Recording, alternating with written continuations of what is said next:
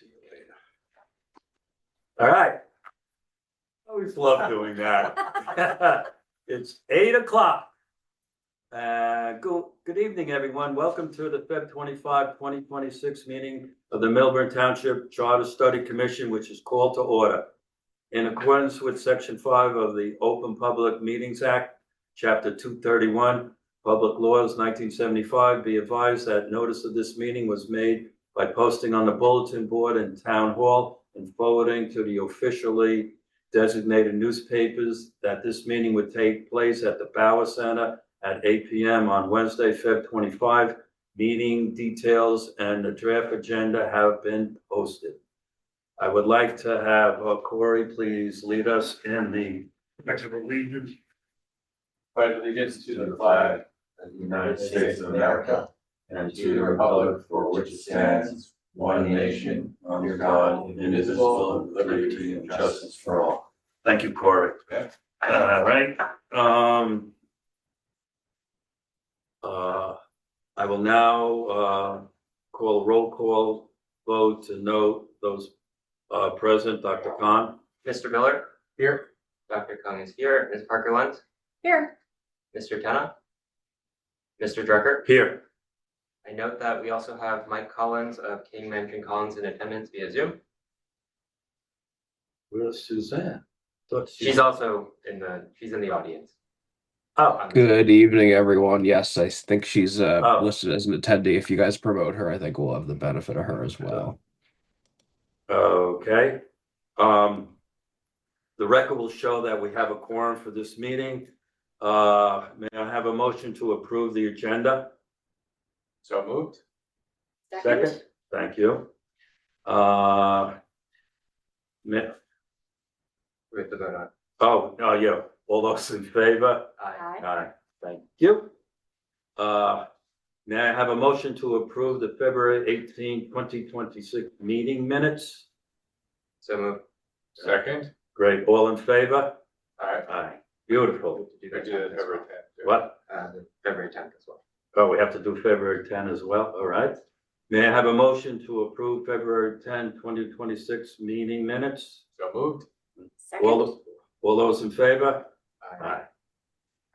All right. I'd like to make a motion to approve a payment to King Mansion Collins in the amount of $2,480 for legal services rendered up to and including January 31st, 2026. So moved. Yeah. I second. Good. All those in favor? Aye. All right. We're going to pay our lawyers. Beautiful. We appreciate that. Reports. Are there any commissioners with reports since our last meeting? Sure, I can give a report. So the second phase of our process where we interview township representatives from other townships has begun. Chinook and I last week interviewed a representative, one of the council people from Red Bank. It was an interesting conversation. I guess I went in not really understanding. They were a township that most recently had a charter study commission, and I didn't know why they had it. And so it was interesting to get their perspective. I think it was very different than sort of the concerns that were raised by citizens in our township.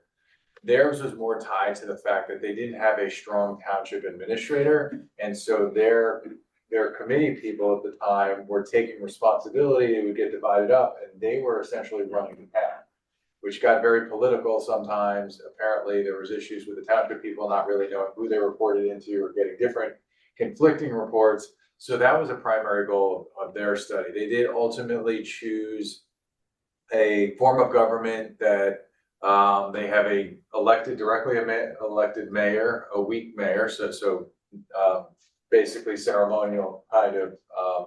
So there's one mayor and then 6 council people. And they also voted to stagger terms and have a 4-year term for the council people. And it was interesting. So they said how they do it with the stagger is they had an election, a special election after the charter.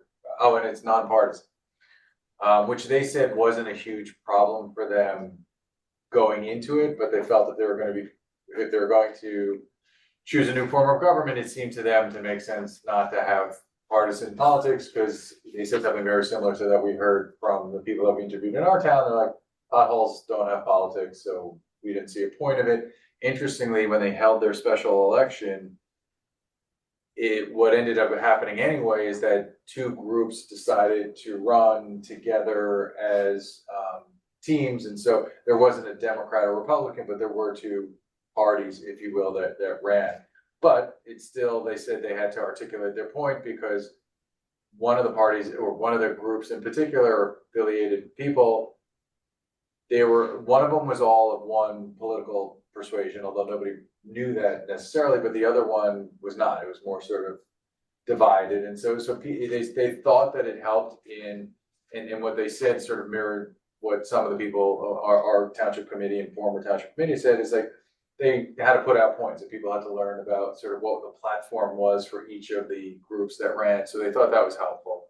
And once they got elected, they actually flipped a coin to see which of the people who got elected would actually only serve 2 years and have to run again, because that's the only way you can create a staggered term at first. Because if you're all elected for at the same time, so those people, so they flipped a coin so they haven't had, so the one downside is they haven't had much experience with subsequent kind of elections and things like that, because they just started this 2 years ago in 2023. But they said that their issue was solved. So they changed, now they have a strong township administrator. It's a good person, so everything is running extremely well. They said, who knows if they didn't have a good township administrator, whether they'd be saying the same thing, but they're lucky enough to have it. So they haven't had really many issues. They haven't had any pushback from the township after sort of the vote. Things seem to be running a lot better than it was. So, I mean, that's the summary of it. But very interesting, because I don't know. I guess I assumed that they had a charter study commission for similar reasons as us, but it really wasn't. But still, at the end of the day, they still, as part of their study, they looked, or at least they heard about and looked into and tried to address other issues that are similar to the issues that we've been hearing and might look to address. Laurie, I have a question. If how, I don't understand how they did the staggered election and then flipping a coin. So all seven, so they voted to have 7 TC members, Well, correct? 6 TC members and a mayor. Right. Well, that's what, Yeah. if we decide to have it nonpartisan or even partisan, that's what we have. But how did they do explain again, please, how they did the staggered, So everyone ran for so office. everyone ran, Right, they ran. Yeah. Whoever Okay. got elected, they right? then flipped a coin to, I think, two of them. Yeah, because there was 4 so the mayor was the mayor. That's not an issue, because Okay. that's a different. So of the 4 council people, they all flipped a coin, and 2 of them had to be stuck with the short straw of having a 2-year term. So that then, 6, 6 and 3. 6. yes, sorry, Yes. yeah. If I could jump in, I could actually speak to the Please do. staggered. I'm confused. Yeah, sure. So under the Faulkner Act structure, and whenever Michael, can you're you just ready, wait I a don't minute? have your agenda in I front of wanna- me. We're gonna make you louder, I want to make you louder. so we Okay. can hear you. Sounds good. If I know how to To do the that. right, on the bottom, yeah, there you go. All right. Super loud. Try talking. Am I better now? Oh, Yeah. perfect. Thank you. Okay, all right. Now I'm screaming. All right. Yeah, so on the staggered, and I don't have your agenda in front of me, but when I get into my presentation, it'll have all this content in there. But when you have staggered terms, the majority of council without the mayor is up in the midterm. So in the Red Bank case, they selected a 7-member governing body. So at their reorganization, when the new governing body was inaugurated, 4 of the members drew the short straw, so to speak, and got 2-year terms.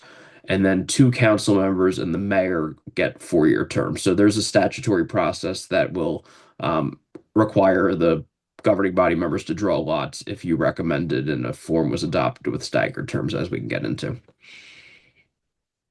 Okay, that is only for the first time, because once we get into the next cycle, then That's the exact- step is in place. That's exactly right. Once they get staggered at reorg that first time, then it'll be on autopilot after that. okay. So, Aurora, so we are scheduling, we're still trying to schedule dates for the other 3 municipalities that we're gonna meet with, but the okay, idea is to speak with them next week, the week after, and then prepare the notes and wrap it up. let me ask you, is Verona one of yours? Don't think, no, it's Well, I think, Ridgewood, South Orange. I think Dr. Connor and I will do, Verona, because they have some similar to us, correct? So Verona is actually very similar to Red Bank, I believe. It Okay. came up in one of our TC member interviews that one of the people recommended that we talk to them. Yeah, So so we'll reach out to them, Okay. okay? Yep. Good. Are there any other, oh, sorry. Corey, do you know if they, and just for my own curiosity, because I guess Red Bank recently had their first sort of post-reorg election. Not everyone got reelected, by the way. The short straw vote. Yeah, Okay, so they, I guess there would have been 2 or 4 incumbents? Michael? I believe Red Bank just had their midterm election. There were 4 council seats up. The 3 incumbents that ran on a slate with one newcomer who replaced someone who didn't run for re-election, and that slate actually ran uncontested. Oh, wow, so it wasn't. oh, so that's why there's somebody new. I noticed there was somebody new, but Got it. So one person dropped off and then a newcomer came in. Correct. Yeah. that's kind of interesting that they were uncontested. You know, based on what we're hearing from some people, you would think that, you know, and maybe the town is made up differently, but in our township, where approximately 45% of the population is unaffiliated with a party, you know, one of the potential upsides is that you increase people willing to run. So but again, their issues are different. Right, they didn't choose, yeah. Right. Or if people are doing a good job, theoretically, others don't want to run against them, or perhaps, you know, I mean, True. for a long time, we had people who were having longer terms, you know. And as things in the recent past were a little bit more contentious, we didn't have as many folks who wanted to stay on. True. The reason I asked Some is people might say, hey, one- I don't have a need. one of the concerns that came up repeatedly was people were concerned that not having a primary election, you'd have all sorts of people run. And that's sort of the opposite that we heard. So- Right, you only had 4 that all got elected, okay. That's very interesting to note. Yeah. Wow. I do think, I mean, speaking practically, you know, one of the, I suppose, advantages of the parties is they proactively reach out to people who volunteer and try to say, hey, are you interested in running and things like that. So if you don't have a party doing that, then query as to whether you get less people raising their hand. I don't know, because in Milburn in particular, we have a strong, well, depends on the side and stuff like that. Strong local parties, they might still try to convince people to run even as unaffiliated or whatever it is, so. Well, Jerry and I have had many conversations about what will happen in the event that, you know, the township decides to vote for a nonpartisan, or we decide nonpartisan. What would happen to those party committees, and would they still put forth candidates? And that's an unknown for all of us, and it would be nice to figure out. I wonder what happened to Red Bank with those. So perhaps that's something we can, you know, just do a little research on. Yeah. Well, Listening on well, we that. actually have, Dr. Khan and myself just interviewed, our former, business administrator, and he said I could use his name, so it doesn't, Tim Gordon. And he was a wealth of information. And one of his favorite TC committee folks, there was a very, very strong Republican guy and a very, very strong Democrat guy on the committee. And these 2 guys, along with three other people. Whatever issue came up, they went in the conference room in the back, they banged it out, and they crossed party lines and everything, whether it was for good, bad, or indifferent, and they came to a consensus. And again, to your point, Joanna, it is very interesting about the nonpartisan partisan, because those two guys, obviously, the Republican, backed, that one guy, and the Dems backed the other guy. So, and then we were asking questions about the county, and you interviewed, I interviewed. Doesn't mean a hill of freaking beans what party is and how much dough Milburn Township gets from the county. If it's a county road that needs to be paved, it gets paved and everything, Now, in terms of how much monies we get, that's a whole nother story, but was that his consensus? So to Yeah, speak? that was what Tim basically had to say. I think following Joanna's point from earlier, the role of the party committees, I think, in our interviews at least, we saw it sort of evolved through time. We went back to the early 90s. That was a very different time in our town back then. You had a very strong Republican Party. And I guess sort of the beginnings of the Democratic Party organizing. Then you get to sort of the A mid lot of people stayed for longer terms, right? Right, I mean, our yes. mayor was here forever, and people were not unhappy with the way TC was going, so I think people weren't running against Well, the them. one guy stayed for 18 years. Yeah. Yeah. The one guy, Yeah. and you know, 18 yeah. years. Yeah, I Yeah, know, yeah. I was here for He it. actually said I could use his name.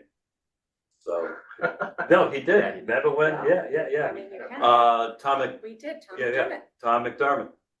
my first, Yeah, 18 years in Milford or whatever it was, I was a long time. yeah. And people were not, people were just generally not running against the TC. I think they felt like either they were empathetic or we didn't have a lot of, crazy things going on, but there weren't issues that people were running against. Right. They were just running the town. It was more simple. And I this, think there were times when it wasn't, like there were, 2 seats on each side, Republican, Democrat. But I think sometimes the Democrats only fielded one candidate back in those days. So, Right. Mhm. I guess the issue of getting candidates to run as a local political organization, that really depends on the leadership in those positions at the time. Yeah. And I asked this questions. I said, back in the day, were there curmudgeons that used to go to the TC meetings? And everyone from 1990 to now, there's always curmudgeons at these meetings. Anyway, I'm getting off on a tangent. Are there any other commissioner reports? Nope. No, okay. Are there any other reports? Mr. Collins, can we have your presentation? I would be happy to, What? Chairman. Oh, wait. Oh, wait a minute. We Let should me do public do- comment first, and Yeah, then let me do. Okay. just in case members of the public. Yeah, public comment. To speak during the public comment period, please follow these instructions.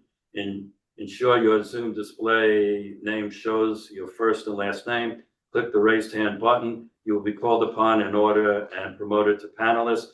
Please turn on your video when called to speak. Clearly state your full name and whether you're a Millburn resident or business owner to facilitate an orderly meeting and permit all to be heard. Please limit your comments to 3 minutes. A reminder that the public comment period is an opportunity for residents to share their views with the commission. Commissioners will not respond to questions or engage in dialogue during your speaking time, but will carefully consider all comments. At the end of the public comment period, questions and discussions may be addressed at the chair's discretion.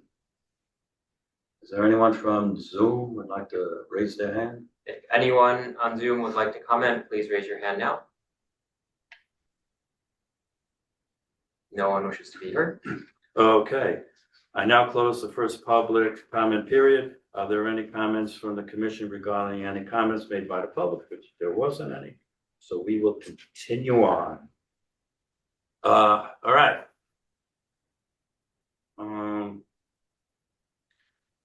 Tonight, we formally embark on phase 2 of our study process.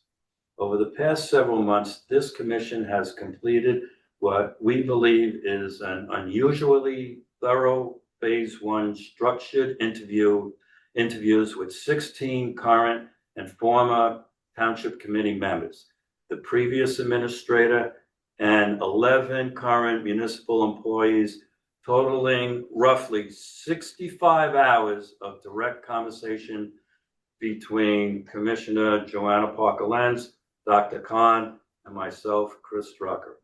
We have heard a great deal about what works, what doesn't, and what people wish were different about how Millburn governs itself. Phase 2 asks a different question. Given everything we've heard, what are our actual options? New Jersey law offers municipalities a defined set of forms of government, each with its own structural features. Before this commission can evaluate which changes, if any, would best serve Millburn, we need a clear-eyed understanding of what the law makes available to us.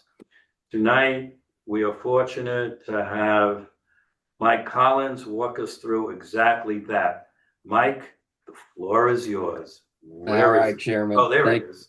Thank you so much. Can everyone see the PowerPoint on your end? Yes. All right, fantastic. So I put together some slides to help us walk through exactly what the chairman just outlined, which is setting the stage for your phase 2 inquiry, which is taking what you've learned from phase 1 and evaluating the strengths and weaknesses of your current form of government, and now evaluating the different options that are afforded to you guys under New Jersey law. It's just a couple of slides, but I'll go through each, and if it's okay, I'll pause after I get through each slide to see if there's any questions so that we make sure we take care of everything as we move along. Great, thank you. All right. So this first slide is to highlight the different forms of government that you have in New Jersey, because in New Jersey we have a lot of different forms of government. In the left-hand column, you have a listing of the traditional forms of government. A plurality of New Jersey municipalities operate under the borough form, and the second most common is the township form that you have in Millburn, and there's 141 or so municipalities that also have that. There are a few other traditional forms. You see commission, city, special charter, town, and village, but none of them have the same prevalence of borough and township. And those forms basically harken back to the late 1800s, when different municipalities were actually established by charter of the legislature, and the forms have not changed over time. What you see in the right-hand column are the different Faulkner Act forms. The Faulkner Act is the statutory scheme in which the Charter Study Commission is established, and essentially your role is to evaluate whether it may make sense to move from the township form in that left-hand column, one of the traditional older forms, to one of these new modern forms that the legislature created in the 1950s.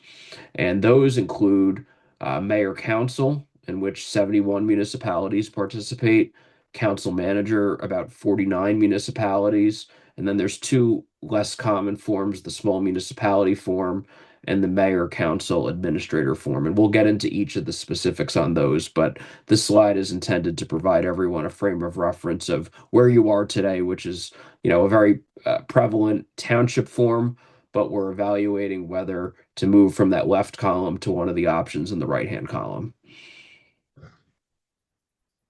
Any questions on this slide? Mike, I'm going to ask a question that I kind of know the answer to, but I just in case people are watching and it's recorded, are there options within the township form?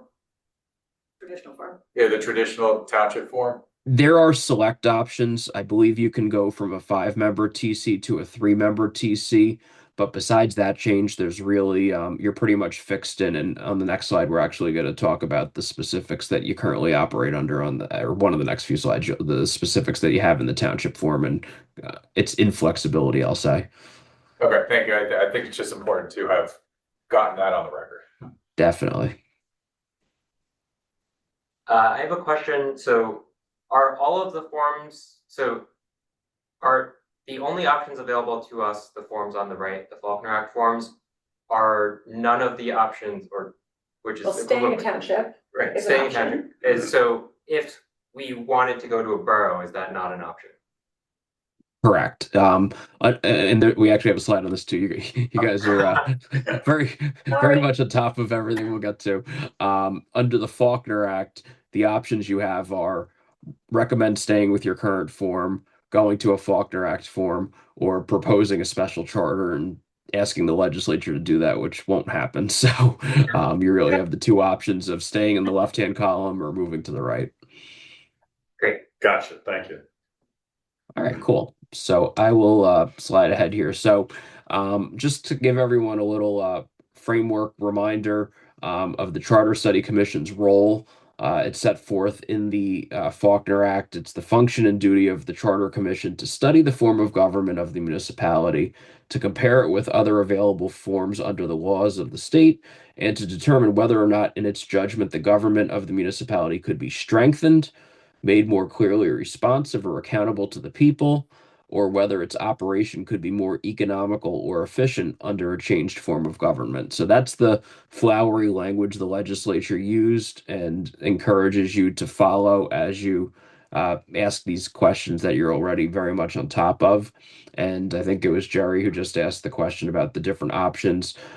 Those recommendations are right there under the green heading. You could do a referendum to a Faulkner Act form. That was the right-hand column. You could petition the legislature for a special charter, which, like I said, is very unlikely to happen. Or you could leave the township committee form unchanged, which is your third option. Okay. All right, so this is a slide that just goes over your current form of government in Millburn. You currently operate under the township form. So under the township form, you have 5 township committee members who are each elected to the office of township committee.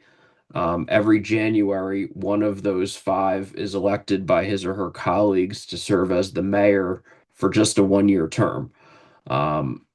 Each of the 5 TC members are elected at large, not using wards, and you have staggered elections each year. So there's either going to be 2 seats up or 1 seat up. It's kind of a 2-2-1 rotation.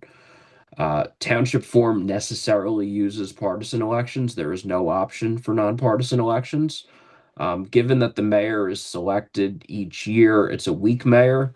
That mayor presides at the meetings, but only has a 1/5 vote, just like his or her fellow township committee members, and no power greater than that, except for some exceptions where state law specifically says the mayor gets to do something, in which case that governs.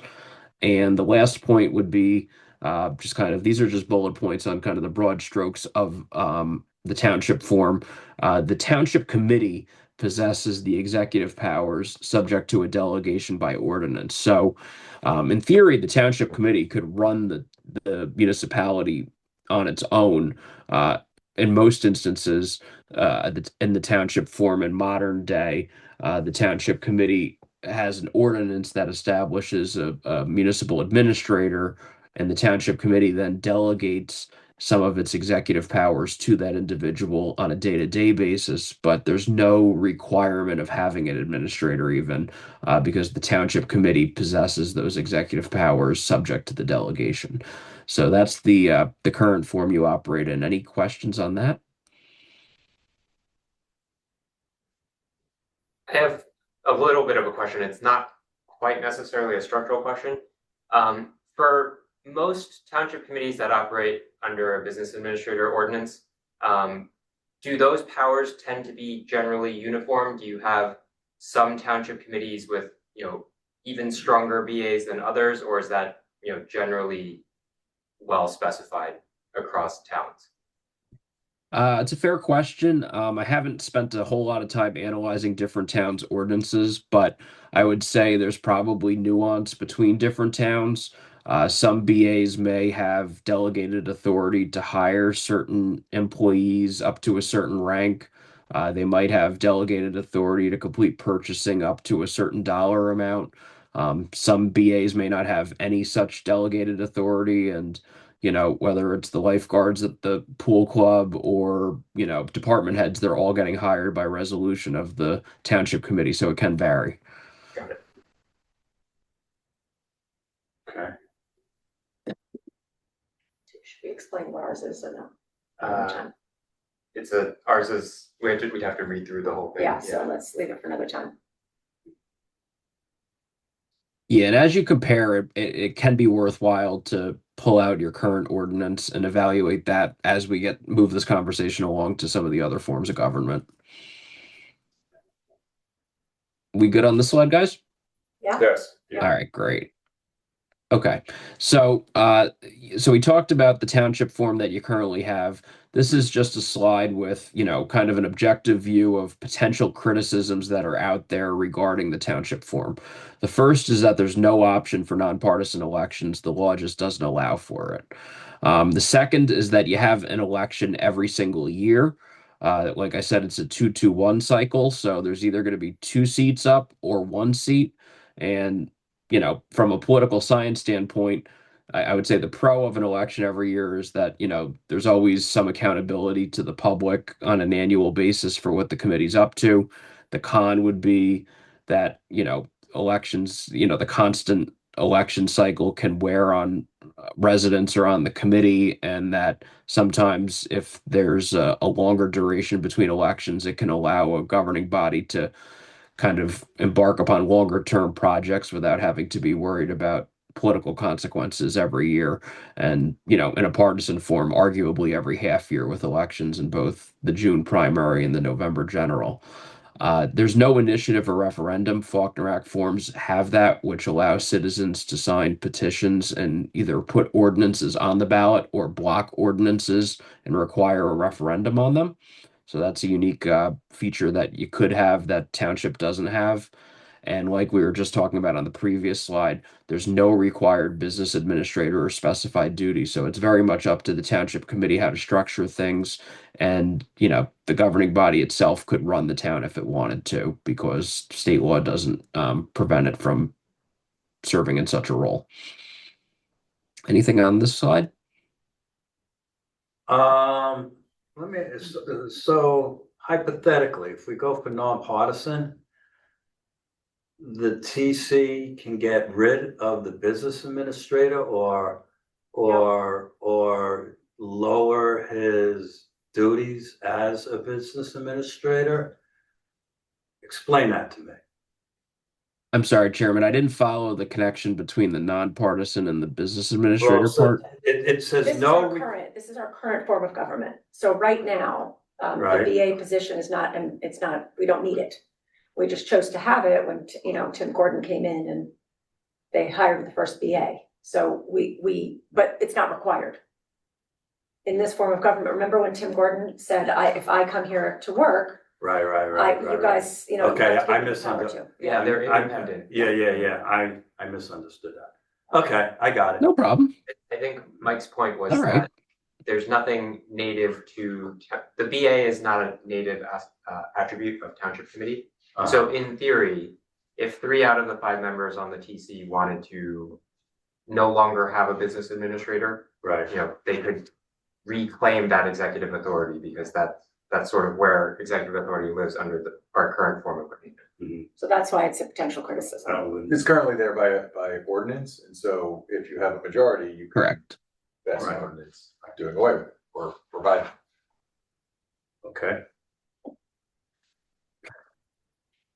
I'm All right, sorry, moving before along you here. go on, Michael, can I just ask you Sure. one quick question, just for the purpose, if the public is watching and they don't understand what the negative might be or the positive of no initiative or referendum, is there like a minute that we can spend on, I'm just worried that somebody else might not understand what that means. We've been talking about it behind the scenes, Sure. but Yeah, so it's basically direct democracy. So on an initiative, a group of citizens, it has to be a certain percentage of people who I believe voted in the most recent assembly election, and so that adjusts every 2 years. That threshold is set, and if you get a certain number of petition signatures, you can either propose an ordinance of your own, or you could block an ordinance approved by the governing body and force a referendum on it in a general election or a special election, depending upon certain considerations. So, this is very much like a college poli-sci question. But, I would say a pro of initiative and referendum is it empowers voters, it allows them to participate more directly.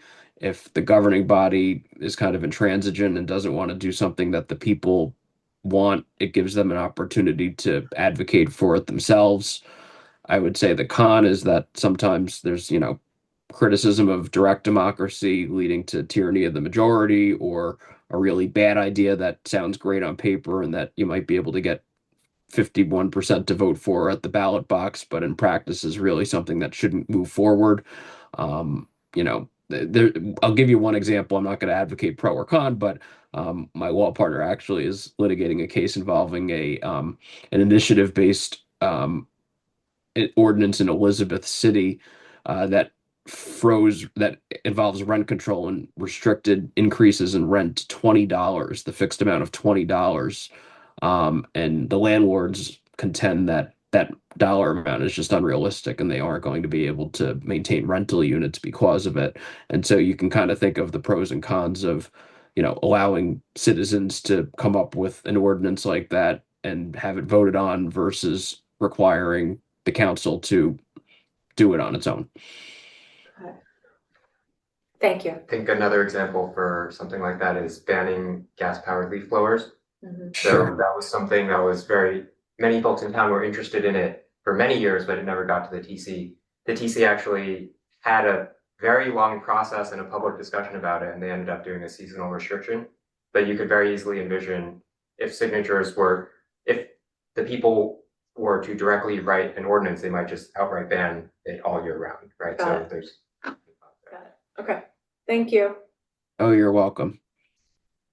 All right. So now that we kind of talked a little bit about um, your your current form in terms of a phase two inquiry, now let's get into the Faulkner Act options.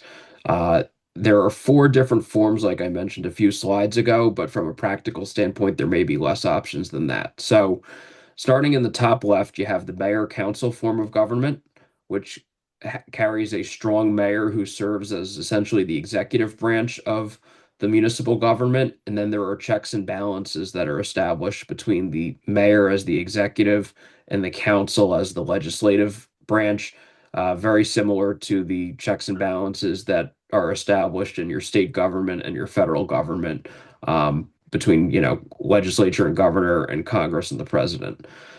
The second to your right, top right, is council manager.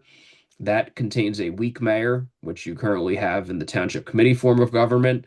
And uniquely, as we'll get into, the executive power is actually exercised by a manager who is essentially, manager is a term specific to the council manager form, but is basically your business administrator established by statute.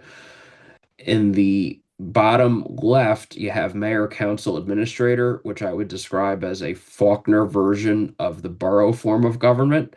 Um, Uniquely, it does not allow for nonpartisan government. And so if the commission is looking to pursue nonpartisan government, it would knock that option out. So I put it in yellow there. And then the last option under Faulkner is the small municipality form, which carries a strong mayor, but the municipality has to have a population under 12,000, which you exceed. So that is not an option at all. And I put that in red. We will get into based upon all that, happy to have a conversation on these four, but just know that my next few slides are going to compare mayor, council, and council manager, as I'm presuming that those are probably the two viable forms for the commission's consideration. I have a quick question for you. So I understand that the mayor council administrator has no nonpartisan option. But if for some reason we all decide that we like, and I have no opinion yet, let's say we like, mayor, council manager. Can that be partisan or nonpartisan? Yes, mayor, council, and council So, manager both optionality. have, yep, they can both be partisan or nonpartisan, and we'll get into that. Okay. Marco, are you gonna get into who chooses the manager for the council manager option? Okay. Mhm. All right, cool. So let's jump in because it sounds like everyone is interested in this next slide. So this is a comparison of mayor, council, and council manager. The first slide I have here comparing the two is specific to the mayor or the executive's powers. So in mayor council, you have a strong mayor, council manager, you have a weak mayor. In mayor council, the mayor is directly elected to a 4-year term. In council manager, the mayor can either be directly elected or selected by the council, like you're used to in the township committee form of government. The next row is kind of where you get into a distinction. So in the mayor council form, the mayor possesses the executive powers just like the governor or the president, and that includes a veto power over ordinances. So the mayor can either sign an ordinance or veto it and force the governing body, the council, to override that veto. Just like in the separation of powers, the mayor and mayor council does not need to attend the governing body meetings. And actually, those meetings are run by the council president, and the mayor does not control the agenda because he or she has no legislative powers whatsoever. Those belong to the council. In contrast, council manager, the mayor does preside at a council meeting, just like the mayor and township committee. But the mayor simply shares the legislative power with the fellow council members and does not have any executive power at all. And that's actually different than township committee because township committee, the governing body, shares in the executive power. Council manager does not, which segues nicely to the next row in consideration, which is the administrator. In mayor council, the administrator serves at the basically the same term as the mayor and underneath the mayor, subject to a 2/3 council removal vote. So the mayor is allowed to pick an administrator of his or her stripe. That person is there to serve under the mayor and to help carry out the town's operations. In contrast, in council manager, the administrator, the unelected administrator, possesses the executive power of the town. And because that unelected person who may not even live in town has that executive power, they serve at the pleasure of the governing body, which is the mayor and council. And it's the only form of government in New Jersey where that administrator, who is called a manager and council manager, is subject to a simple majority removal. So what I could tell you in practice is that, that you can lose your job at any time if you run a field on 4 of 7 governing body members. So as much as you may have the power to hire and fire whoever you want, you're not going to do so without getting the proper input from the governing body to make sure that you're carrying out their wishes. So state law gives that manager a lot of power, but also gives the mayor and council a unique ability to remove them on a simple majority vote. Any questions on this slide? It would be great, again, for the public to say how this portion of the administrator and the under council manager compares directly to what we have now. Sure. So, you currently, like we talked about earlier, have an optional administrator, which most township forms in modern day have, which is established by ordinance. And, your township committee has the ability to delegate its day-to-day operations or authorities to that administrator. And that administrator is subject to removal by a supermajority vote. So that administrator does have some protections. And if 3 township committee members want that individual removed, they can't. They need a 4th vote. So that's the structure you currently have. In contrast, in council manager, the manager has state law protections that ensure that that person can carry out the executive power themselves. And in fact, it says that individual council members, that the mayor and the council, do not have the authority to interfere in the executive powers of the town, and that they need to act at all times through that manager. So, you hire that manager, you're putting an incredible amount of power in that person. And in turn, it's the council's job to hold that person accountable, but they don't themselves have that power. So for the mayor council option, is the administrator kind of like a, lack of better term, a political appointee of the mayor? For every time the mayor turns over, there's potentially a new administrator? It is structured that way, yes. So the administrator is intended to be someone who the mayor wants, and there is a check and balance of allowing the council to remove that administrator by a supermajority vote if they disapprove of the job that person's doing. But the intent is absolutely for the mayor to have his or her person. But that's under mayor council. Yeah. Correct. And how is compensation determined in both these structures? Is that by the mayor in the mayor council? Is it by council approval? Is it statutory? Salaries under state law are set by salary ordinance. So the ordinance adoption process would set the salaries, and then the ability to pay those salaries would be based upon the budget, which we'll get into on the next slide. But essentially, I think the council will very much have a role in either form of government, by kind of having the power of the purse. Is the administrator required under mayor council? Yes, in both forms of government, they are statutory positions. But one is a much stronger, like, mayor position versus a not, like, keeping the mayor weak as we currently have it. Versus, Correct. the polar opposite of what we have. Correct. And maybe we'll jump to this slide because I think it'll answer some of the things you might be thinking. So this is the same comparison, but specific to the council's powers. We talked just about the mayor's power. So in the mayor council form, the council possesses the legislative powers of the municipality. The council president controls the agenda of the council, not the mayor. So the mayor could say, I want to put on the agenda an ordinance to acquire this property to be a new park. And if the council and the council president say, we are not interested, it's not getting on a governing body agenda because the mayor doesn't have that power. The mayor council also has the advice and consent power. So the department heads are nominated by the mayor, subject to confirmation by the council. Conversely, in the council manager form, it's strictly a legislative power possessed by the full mayor and council.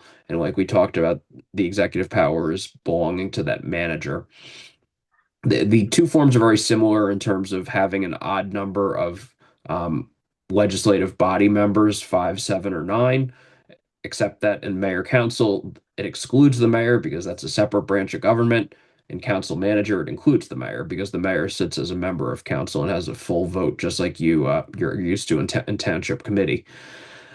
In terms of the legislative power, the council and mayor council would vote on resolutions.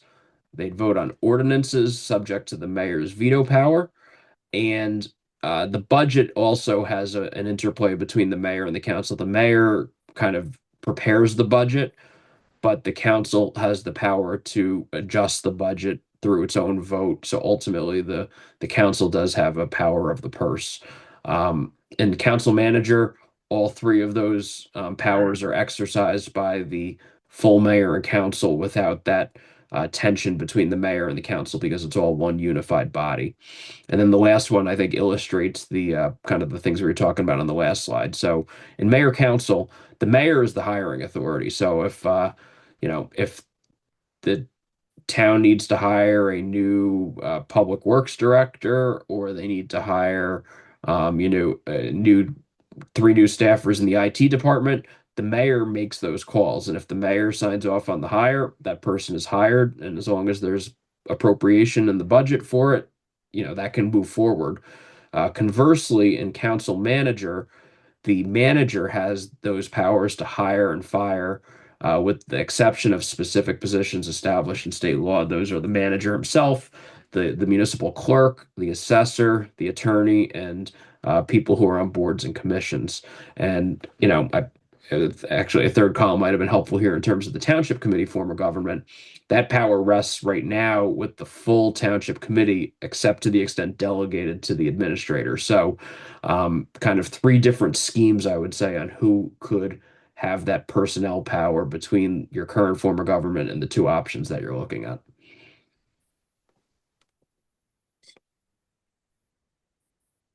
Okay. Anything on that? Seems clear to me. I know we have to educate ourselves on, right now we have 5 people on the TC, 7 or 9 members. In your experience, Michael or Suzanne, do you folks have any opinion on 5, 7 or 9 members on the council manager scenario? I would say anecdotally, I mean, 5 you're used to with your township committee. For forever. Yeah. 7 is, I guess the borough form of government, which is the most common in New Jersey, is a 7-member governing body. So that's not atypical. 9 you often see in larger cities, especially those that have wards. If you read the Red Bank Charter Study Commission report, they interviewed the mayor or former mayor from Franklin Township in Somerset County. They have a 9-member council manager form, and there was discussion about it sometimes being a bit unwieldy trying to get consensus because of having so many members. So, you know, I'm sure some people could argue 5, you don't get enough viewpoints, maybe 9, you get too many. So those would be the pros and cons there. Interesting to see. I'm kind of curious, and maybe I'll look into it. Is that they get 9 people to run for a township, Well, I guess if it's a council. larger crew, right? If it's a larger city or town Yeah. and ward-based, as Michael said. Do you even want to offer an opinion on the 7? Because we don't have 7, and you said boroughs will often find themselves with 7. Have you heard, because from some, the concern is that 7 might be unwieldy. We understand 9 for our town could be really unwieldy. But do you get the same complaint in 7? As some people have said to us, 5 is perfect, 5 is great. And some have said, we'd like to explore 7. So we'd love to get a professional opinion if you have one. I don't have anything like empirically based or anything, but what I can tell you is that, like I said, the borough form is the most common in New Jersey, and that is fixed as 6 council members and a mayor. So it is 7 by default. And so, there are a whole bunch of boroughs that are a lot smaller than your population, which I believe is 20 some odd thousand, that, find the candidates that fill the 7 seats and, government roles. So I don't necessarily know that you'd have a hard time filling the 7 seats, but I think it can come down to considerations about the geographic size of the community, whether there are different interests in the community that need to be represented, whether you're considering at large versus wards. I think if you're talking wards, you're probably going to be pushing 7 or 9. 5 probably is a little less likely. So that's a further consideration on the membership. But those are just some of the broad strokes, and you'd probably want to talk to some of the governing body members in towns that operate in these different permutations and get their perspectives. Question may be out of scope, but what happens if there aren't enough candidates to serve? Usually, those issues usually resolve themselves with honestly with write-in candidates. They usually just kind of the issues resolve themselves. municipal vacancies law does have a weird provision that if there's a majority of seats on a governing body that are not filled, the governor actually has the power to directly fill all those seats. So there have been a few weird cases where everyone hates each other, and Good they to all hate know. each other enough that everyone resigns. That when I worked in the Christie administration, the governor had to fill all the seats in this small Monmouth County town of Roosevelt, and that was the procedure. But I suspect you wouldn't have that problem in a town of 20 Yeah. plus thousand. No. Okay, I think we have 21, 22,000 people, and as Commissioner Pillar said, we have close to 45% of the folks are unaffiliated or independent. And if we happen to go nonpartisan, I think we will get more candidates to run, knowing that they're not affiliated with a party. So potentially, but as Corey, potentially. as Yeah. Commissioner Miller pointed out, there were no other people running, right, in the Red Bank, so it didn't Right. actually bring out any more candidates.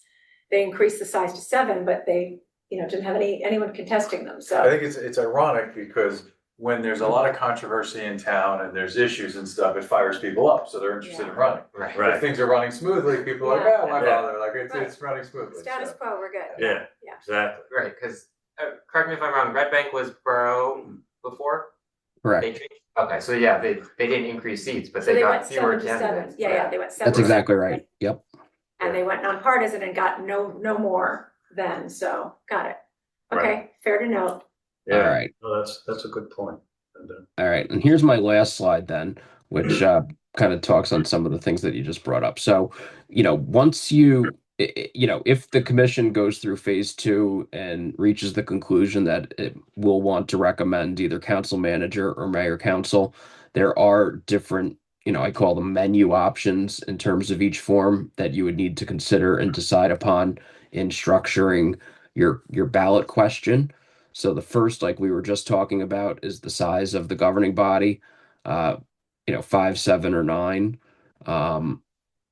The division of the municipality, it would either have to be at large, everyone's elected town-wide, or by wards, which has certain provisions on how many of the seats are ward seats and how the wards are established.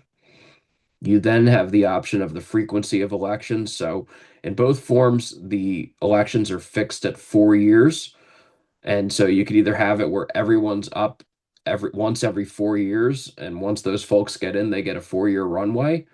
The other option is concurrent. So you have a midterm election where a majority of council seats are up, and then in the on-year election 4 years out, the mayor and a minority of council seats are up. So those are your two options for the frequency. You do have the timing consideration of nonpartisan and partisan. Originally, nonpartisan was always in May when the May nonpartisan election.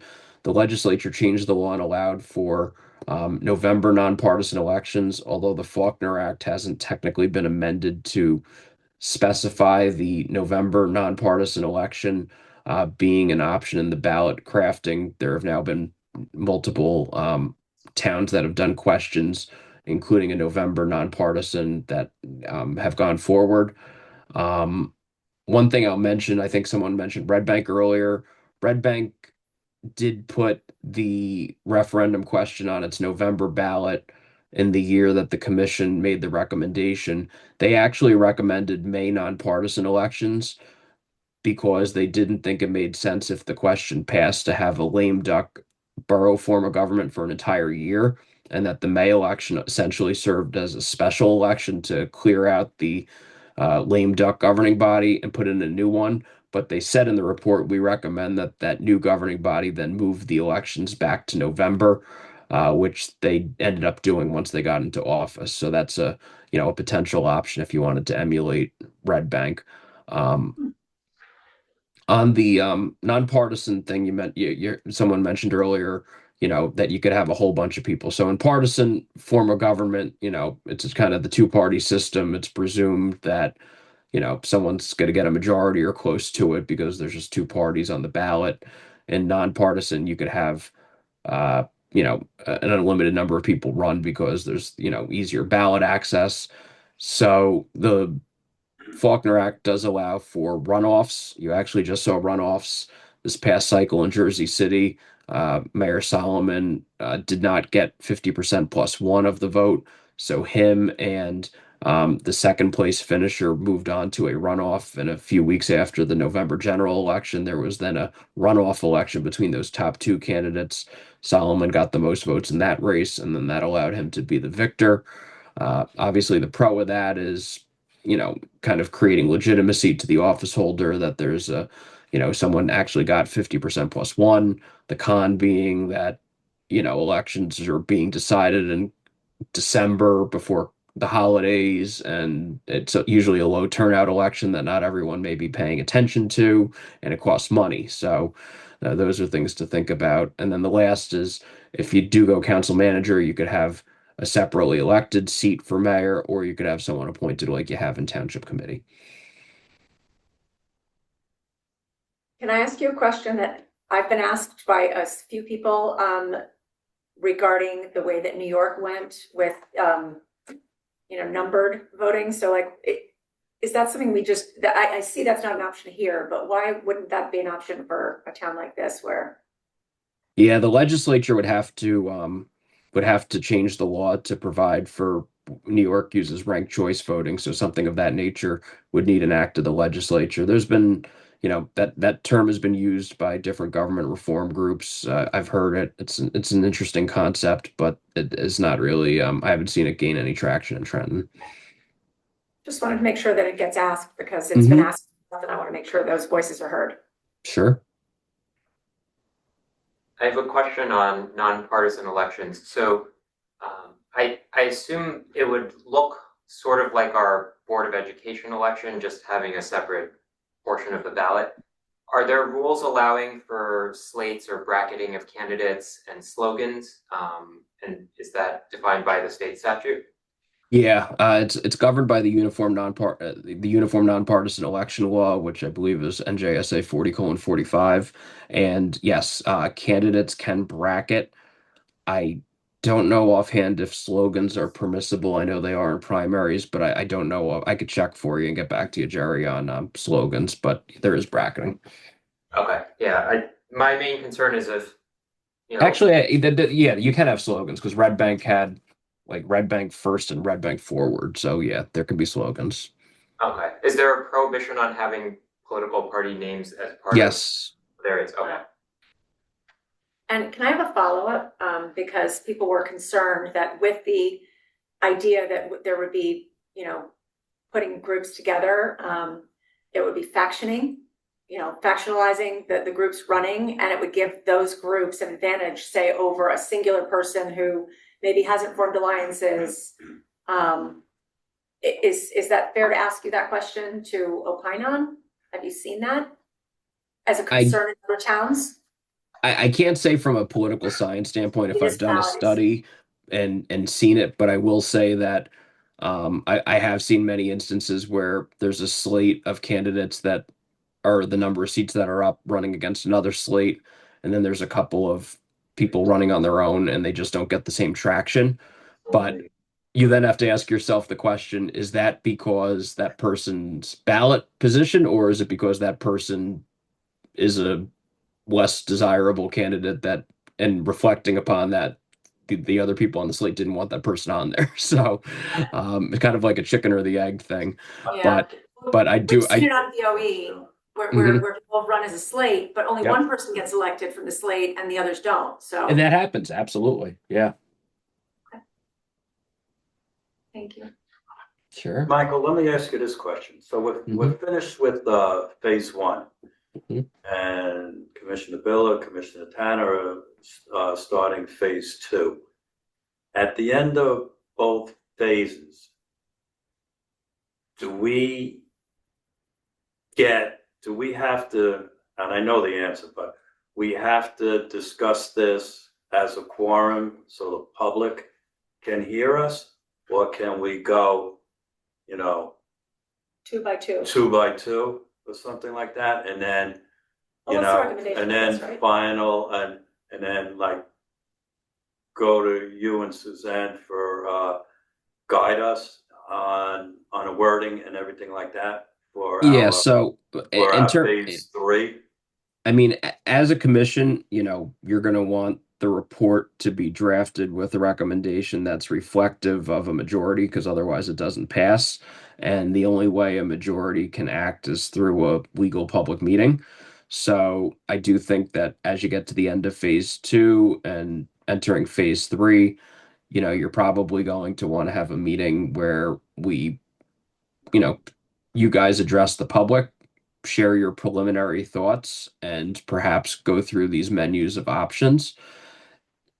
That discussion, though, will be non-binding because unless the only action that the Charter Commission ever takes that's binding is voting on that final report.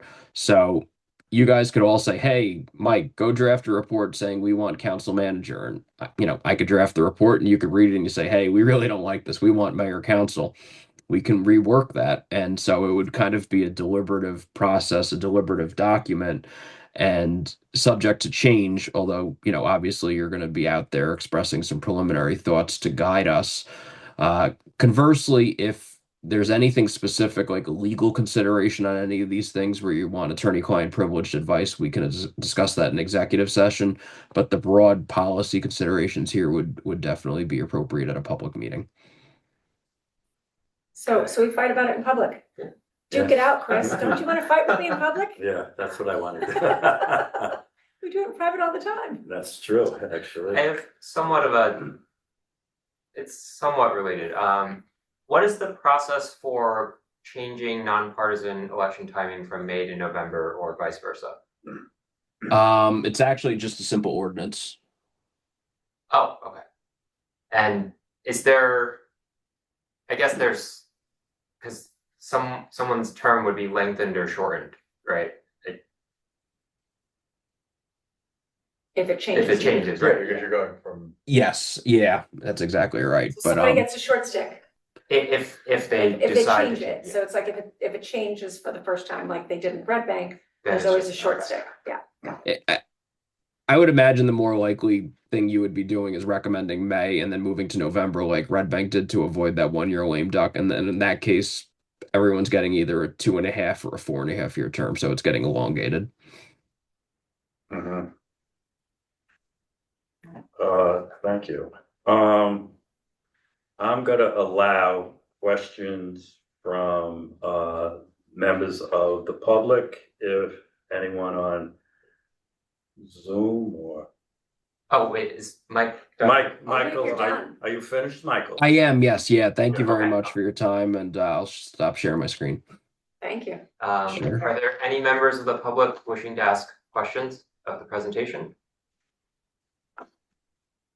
You can raise your hand and I'll add you as a panelist.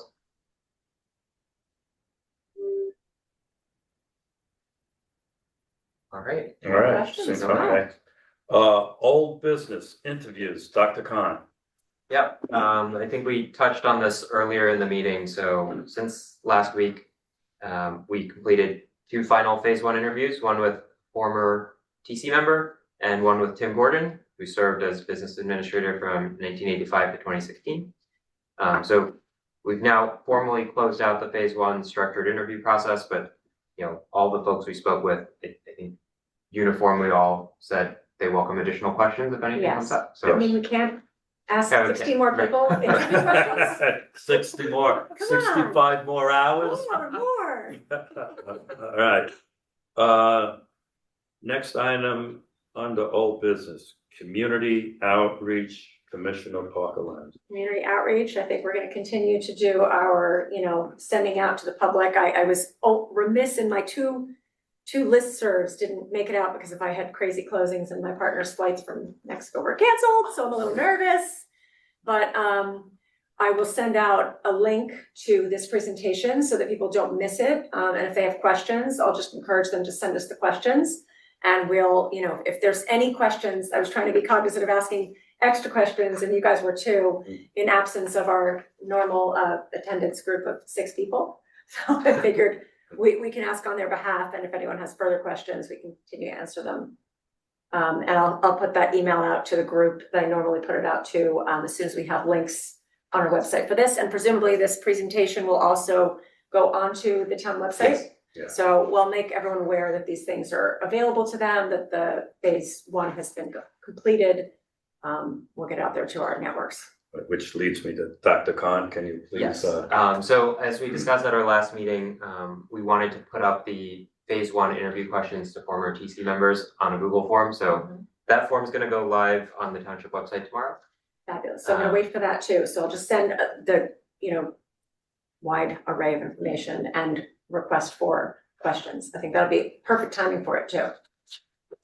And I just wanted to, I have this disclaimer written, so I wanted to read it out. So I just wanted to clarify how we are going to use the responses.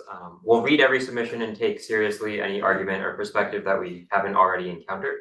But we're explicitly not going to treat survey results sort of as a vote. It's not a survey really, Yeah, you're right. right? Because Michael said it's specifically not a survey, it's open-ended questions. Yes. So we're collecting data and opinions. Right. Yeah. So it's not going to be used as a vote or a majority said they want this. It's Right. just, we want the public to say, this is a good idea because X, Y, and Z, and we're going to take X, Y, and Z and put it in the set of all of the reasons why something is a good idea or not a good idea, and then we'll use that to inform our thinking. Right. And yes, so we also added 2 additional documents. They were based out of Rutgers. One is inventory of municipal forms of government, and the other is municipal charter revision in New Jersey. And these have a pretty comprehensive listing of towns in New Jersey with their forms of government and all of the features that Michael explained. It's a little bit out of date. I think it's 2011, but given that not many charter revisions have occurred in the last 15 years, I think That was a question somebody had at our last public Yes. meeting. Mhm. Mr. Becker had asked how many have been taking the opportunity to change. I don't know if anybody has that trivia question. I don't know if our attorneys know it or how many folks have engaged in charter studies. in the last 15 or 20 Yeah. years. So, I I'm guess sorry, since like 2000 the number of charter study commissions. Basically, I guess if we're putting our numbers for 2011, since call it 2010, how many have you, in your experience, do you know have opted to look into change, even if they haven't changed, created this charter study commission? I think it's under a dozen. Okay, Right. so okay, Interestingly, I think Asbury Park was one that changed, or at least they had a charter study. Tim Gordon actually had worked at Asbury Park before coming to Milburn, so Mhm. it was interesting. great. All right. 14, public comment. To speak during the public comment period, please follow these instructions. Ensure your Zoom display name shows your first and last name. Click the raise hand button. You will be called upon in order and promoted to the panelists. Please turn on your video when called to speak. Clearly state your full name and whether you're a Milburn resident or business owner. To facilitate an orderly meeting and permit all to be heard, please limit your comments to 3 minutes. A reminder that the public comment period is an opportunity for residents to share their views with the commission. Commissioners will not respond to questions or engage in dialogue during your speaking time, but will carefully consider all comments. At the end of the public comment period, questions and discussion may be addressed at the chair's discretion. Is there anyone wishing to speak? Please raise your hand now. No one wishes to be heard. Okay, I now close the public comment period. Are there any comments from the commission regarding any comments made by the public? Since there wasn't any, let's move on. Silence was deafening. Silence is deafening. And guess what, gang? I have a motion to adjourn the meeting. No move. No move. All in favor? There you go. Michael, Suzanne, thank you. Thank you so much. Fabulous It presentation. was very informative. Oh, And good. Thanks. this Glad to hear. This will be on the township's website. Great. This is great. Thank you. Thank you you. Good night, again. everyone. yeah. Thank you. All right. Take care. Bye.